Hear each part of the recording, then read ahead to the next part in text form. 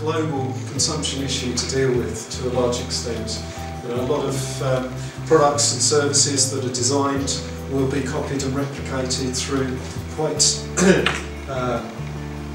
strong social exchanges that are spread by social media, for example. So a lot of good ideas can be spread quite quickly, and that means bad ideas can be spread quite quickly too. So you have a responsibility really in terms of putting your work and your interests in front of people to see how that's going to spread and what competition and what sort of equal opportunities that will generate.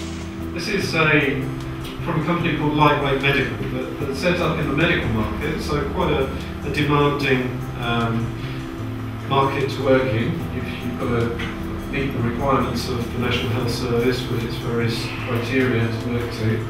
They designed this transport enclosure for low dependency newborns, and when they made it, when they made the design, they designed it for disassembly up front. So you're not trying to work out how to unscrew something that hasn't been designed to take apart. There's no bonded parts, it all came apart. They manufactured it from a high percentage of recycled acrylic, so they're using the recycled materials again, building that into the design.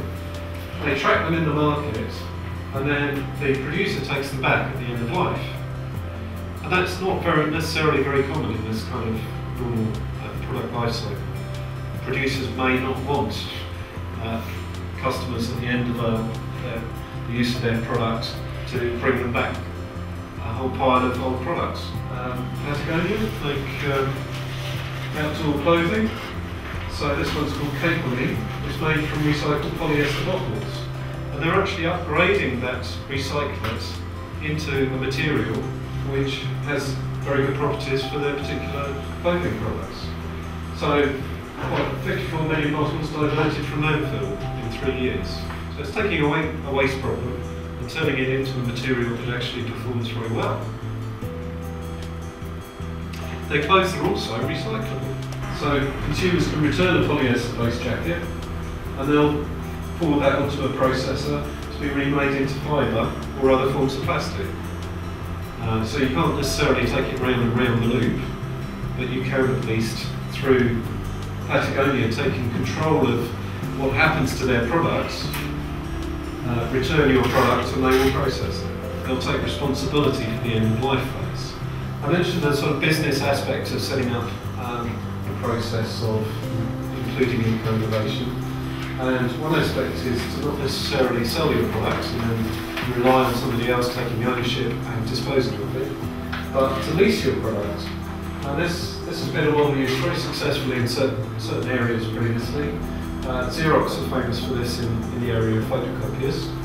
Photocopiers would be quite expensive. It sort of makes sense to lease a photocopier because what you want is photocopiers, the ownership of the photocopier. So what they do in leasing their photocopiers is take responsibility not only for the operation but also for taking back the old photocopiers when you want to upgrade. And that gives them a model for having a supply of parts that have been built into photocopiers available to use for new designs.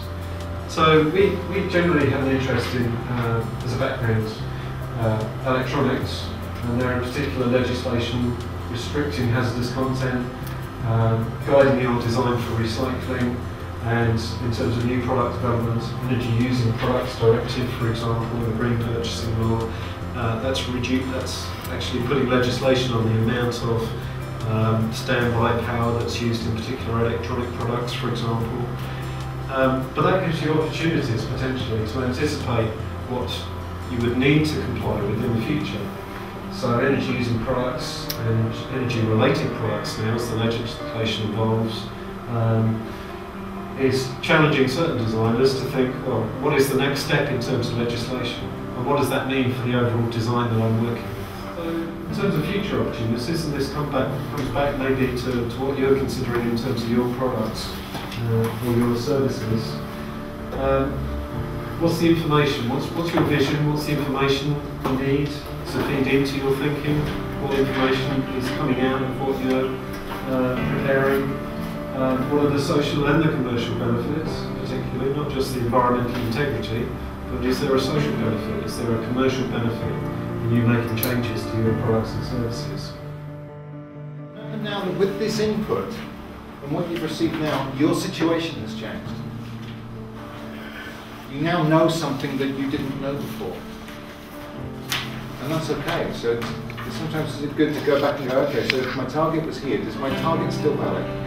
Is what I'm aiming for still there? Do I need to, have my parameters changed? Or do I need to adjust and move? And as I clarify that target of what I'm aiming for at the point of innovation, to come back to my current situation and recognise that that has moved forward. There are other resources I can connect with. Perhaps other values have been highlighted that I need to consider, not only of myself, but my stakeholders. If I'm clear about what it is that I want to achieve, and I can tune that into my sense of purpose, what does that inspire me to achieve? Does that mean I need to go back and find another route? Remember, if your product is, and service changes in order to fulfill the same purpose, but in a better, more efficient, sustainable, and more positively impactful way. That's development of product. That's part of the innovation process. So it's okay to change your ideas